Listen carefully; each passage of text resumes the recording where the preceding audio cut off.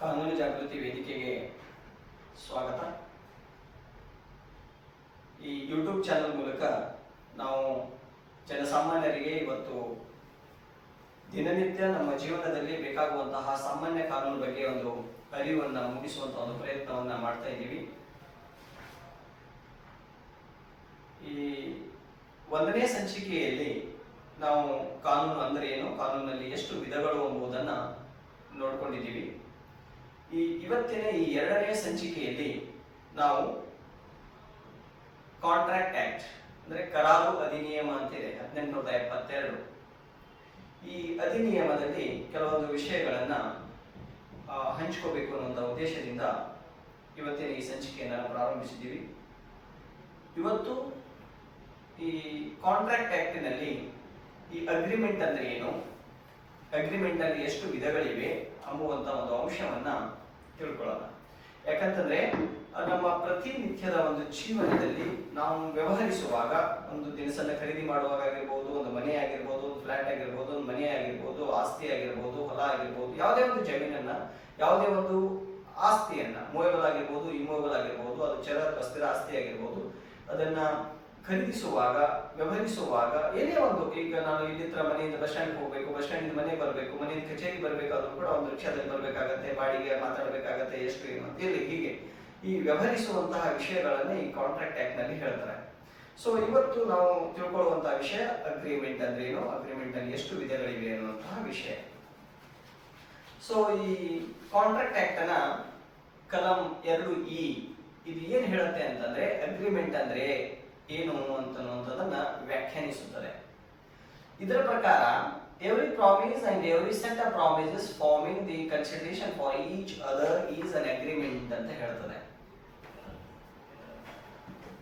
ಇದರ ಪ್ರಕಾರ ಈ ಪ್ರಾಮಿಸ್ ಅನ್ನುವಂಥದ್ದು ಒಂದು ವಾಗ್ವಾದ, ಒಂದು ಭಾಷೆಯನ್ನು ಕೊಡುವಂಥದ್ದು, ಒಂದು ಮಾತನ್ನು ಕೊಡುವಂಥದ್ದು. ಉದಾಹರಣೆಗೆ ನನ್ನ ಆಸ್ತಿಯನ್ನು ನಾನು ನಿಮಗೆ ಮಾರಾಟ ಮಾಡುತ್ತೇನೆ, ನೀವು ಖರೀದಿಸ್ತೀರಾ ಅಂತ ಕೇಳೋದು, ಅಥವಾ ನಾನು ನಿಮ್ಮ ಆಸ್ತಿಯನ್ನ ಇಷ್ಟು ಅಮೌಂಟಿಗೆ ನಾನು ಖರೀದಿಯನ್ನ ಮಾಡ್ತೇನೆ ಅನ್ನುವಂಥದ್ದಾಗಿರ್ಬೋದು.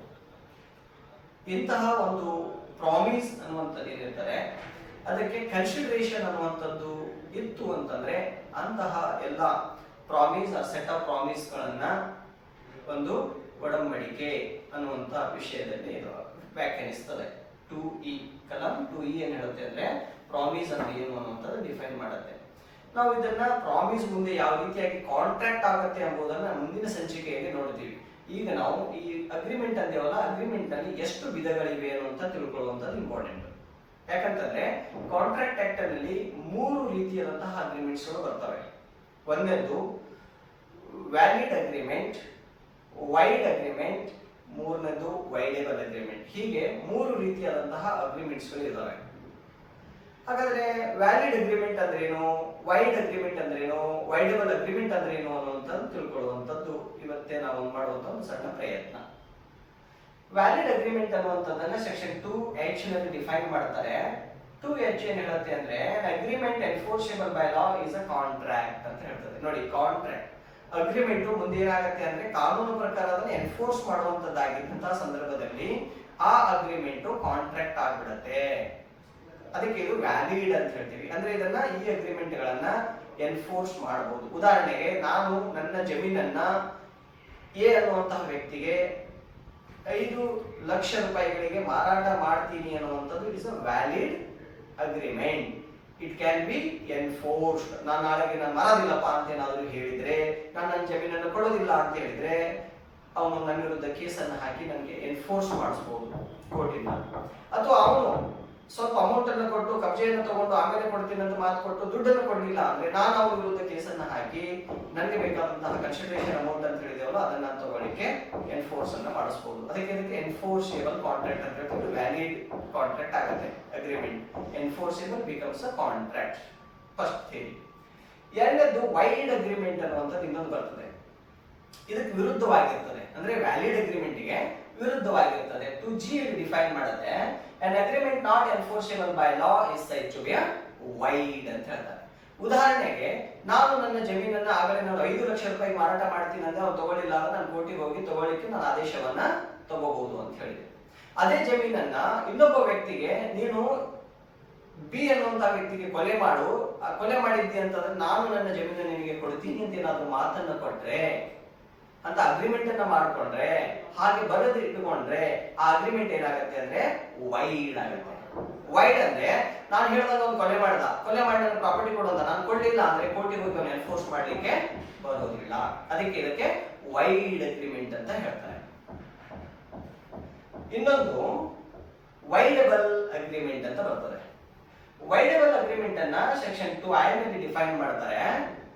ಇದು ಹೆಂಗಿರುತ್ತೆ ಅಂದ್ರೆ ಇದು ಈ ವ್ಯಾಲಿಡ್ ಮತ್ತು ವೈಡ್ ಅಗ್ರಿಮೆಂಟ್ ಅಂತ ಇದ್ರ ಮಧ್ಯದಲ್ಲಿ ಬರುವಂತದ್ದು ಇದು. ಅದಕ್ಕೆ ವೈಡೇಬಲ್ ಅಂತ ಹೇಳ್ತಾರೆ. ಹೇಗೆ ವೈಡೇಬಲ್ ಅಂದ್ರೆ agreement which is enforceable by law at the option of one or more of the parties they to is said to be a voidable agreement. ಉದಾಹರಣೆಗೆ ಯಾರೋ ನನಗೆ ಏನ್ ಮಾಡಿರ್ತಾರೆ ಅಂದ್ರೆ ಹೆದರ್ಸಿ ನನ್ನ ಮನೆಯನ್ನು ಬರ್ಸ್ಕೊಂಡಿರ್ತಾರೆ, ದುಡ್ಡನ್ನು ಕೊಟ್ಟಿರ್ತಾರೆ, ಬಟ್ ಎಷ್ಟು ಕೊಡ್ಬೇಕು ಅಷ್ಟು ಕೊಟ್ಟಿರಂಗಿಲ್ಲ. 5 ಲಕ್ಷ ಅಂತ ಮಾತಾಗಿರುತ್ತೆ, 2 ಲಕ್ಷ ಕೊಟ್ಟಿರ್ತಾರೆ, ಸೇಲ್ ಡೀಡ್ ಅನ್ನು ಮಾಡಿಸ್ಕೊಂಡು ಬಿಟ್ಟಿರ್ತಾರೆ ಹೆದರಿಸಿ. ನಾನು ಎಲ್ಲಿವರೆಗೆ ಅದನ್ನ ನ್ಯಾಯಾಲಯದಲ್ಲಿ ಹೋಗಿ ಪ್ರಶ್ನೆ ಮಾಡೋದಿಲ್ವೋ, ಇವರು ಹೆದರಿಸಿ ನನ್ನ ಆಸ್ತಿಯನ್ನ ಬರ್ಸ್ಕೊಂಡ್ರು ಅಂತ ನಾನು ಪ್ರಶ್ನೆ ಮಾಡೋದಿಲ್ವೋ, ಅಲ್ಲಿವರೆಗೆ ಅದು ವ್ಯಾಲಿಡ್ ಅಗ್ರಿಮೆಂಟ್ ಆಗಿ ಉಳಿಯುತ್ತದೆ. ನಾನು ಅದನ್ನ ನ್ಯಾಯಾಲಯದಲ್ಲಿ ಪ್ರಶ್ನೆ ಮಾಡಿ ಅವ್ರು ನನಗೆ ಹೆದರಿಸಿ ನನ್ನ ಸಹಿಯನ್ನು ತಗೊಂಡ್ರು, ಬೆದರಿಸಿ ನನಗೆ ಸಹಿಯನ್ನು ತಗೊಂಡ್ರು, ನಾನು ಮೋಸ ಮಾಡಿದ್ರು, ಆ ಫ್ಯಾಕ್ಟ್ ಅನ್ನ ಹೇಳದೆ ನನ್ನ ಮೇಲೆ ಆ ರೀತಿ ಒಂದು ಕಾಂಟ್ರಾಕ್ಟ್ ಅನ್ನ ಬರ್ಸ್ಕೊಂಡ್ಬಿಟ್ರು, ನನ್ನ ಸಹಿಯನ್ನು ತಗೊಂಡ್ಬಿಟ್ರು ಅನ್ನುವಂತ ಅಂಶವನ್ನ ನಾನು ನ್ಯಾಯಾಲಯದಲ್ಲಿ ಸಾಬೀತು ಮಾಡಿದ್ದಂದ್ರೆ ಅವಾಗ ಕೋರ್ಟ್ ಹೇಳುತ್ತೆ ಇಟ್ ಈಸ್ ವೈಡೇಬಲ್. ನಾನು ಬೇಕಾದ್ರೆ ಅದನ್ನು ಕಂಟಿನ್ಯೂ ಮಾಡಬಹುದು, ಬೇಡ ಅಂತಂದ್ರೆ ಅಗ್ರಿಮೆಂಟ್ ಅನ್ನ ಕ್ಯಾನ್ಸಲ್ ಮಾಡ್ಕೋಬಹುದು. ನಾನು ನ್ಯಾಯಾಲಯಕ್ಕೆ ಹೋಗ್ಲಿಲ್ಲ ಅಂತಂದ್ರೆ ಆ ಕಾಂಟ್ರಾಕ್ಟ್ ವ್ಯಾಲಿಡ್ ಆಗಿ ಉಳಿಯುತ್ತದೆ. ನ್ಯಾಯಾಲಯದಲ್ಲಿ ಹೋಗಿ ಅದನ್ನು ಸಾಬೀತು ಮಾಡಿದೆ, ಮೋಸ ಮಾಡಿದ್ದು, ಫೋರ್ಸ್ ಮಾಡಿದ್ದು ಅನ್ನುವಂಥದ್ದಾದ್ರೆ ಅಲ್ಲಿಗೆ ಅದು ವೈಡೇಬಲ್ ಆಗುತ್ತೆ. ನ್ಯಾಯಾಲಯ ಅಂತ ಅಗ್ರಿಮೆಂಟ್ ಗಳನ್ನ ಕಾಂಟ್ರಾಕ್ಟ್ ಗಳನ್ನ ತೆಗೆದು ಹಾಕಬಹುದು. ಸೊ ಈ 3 ವಿಷಯಗಳನ್ನ ನಾವು ಇವತ್ತು ತಿಳ್ಕೊಂಡೇವೆ. Valid agreement, void agreement, voidable agreements. ಇದಕ್ಕೆ ಸಂಬಂಧಪಟ್ಟಂತಹ ಕೆಲವೊಂದಿಷ್ಟು ಸೆಕ್ಷನ್ಸ್ ಇದಾವೆ. ಸೆಕ್ಷನ್ 10 ಮತ್ತು 37 ವ್ಯಾಲಿಡ್ ಅಗ್ರಿಮೆಂಟ್ ಬಗ್ಗೆ ಮಾತಾಡ್ತವೆ. ಸೆಕ್ಷನ್ 20 ರಿಂದ 30, 35, 36, 56, 65, 142, 143, 178 ಈ ಕಲಂಗಳು ವೈಡ್ ಅಗ್ರಿಮೆಂಟ್ ಅಂದ್ರೆ ಯಾವ್ಯಾವ ಸಂದರ್ಭದಲ್ಲಿ ಆಗ್ತವೆ ಅನ್ನುವಂಥದ್ದನ್ನ ಹೇಳ್ತದೆ. ನಂತರ ಈ ವೈಡಬಲ್ ಅಗ್ರಿಮೆಂಟ್ ಅನ್ನುವಂಥದ್ದನ್ನ ಸೆಕ್ಷನ್ 19, 19A, 64 ಮತ್ತು 66 ಈ ಕಲಂಗಳು ಏನ್ ಹೇಳ್ತವೆ ಅಂತಂದ್ರೆ ವೈಡಬಲ್ ಅಗ್ರಿಮೆಂಟ್ ಬಗ್ಗೆ ಮಾತಾಡ್ತವೆ. ಸೊ ಈ ಸಂಚಿಕೆಯಲ್ಲಿ ಇಷ್ಟು ವಿಷಯ ನಾವು ತಿಳ್ಕೊಂಡ್ರೆ ಸಾಕು. ಮುಂದಿನ ಸಂಚಿಕೆಯಲ್ಲಿ ನಾವು ಕಾಂಟ್ರಾಕ್ಟ್ ಅಂದ್ರೆ ಏನು, ಕಾಂಟ್ರಾಕ್ಟ್ ನಲ್ಲಿ ಎಷ್ಟು ವಿಧಗಳು